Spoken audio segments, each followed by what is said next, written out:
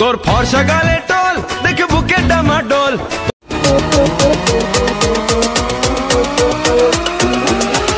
শাড়ি পরে video shoot করা, সাথে হচ্ছে খাসির মাংস, আর এই যে মেয়ের ভিডিও, তো হচ্ছে এটা কি? তো hey guys, this is Anki, welcome back to my channel.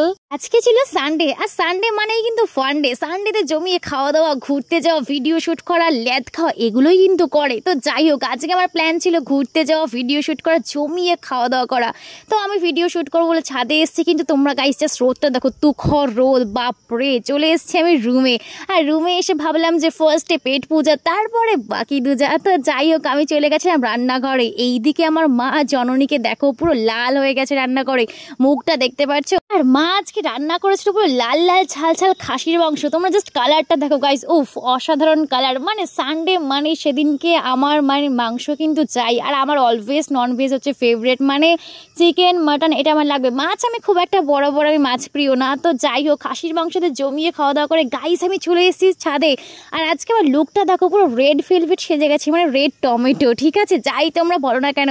আর আমি যে ভিডিওতে শ্যুট করছি, তোমরা কিন্তু আমার ডিসক্রিপশনে সেই ভিডিওর কিন্তু লিঙ্ক কিন্তু পেয়ে যাবে, তোমরা কিন্তু ফুল ভিডিওটা দেখো।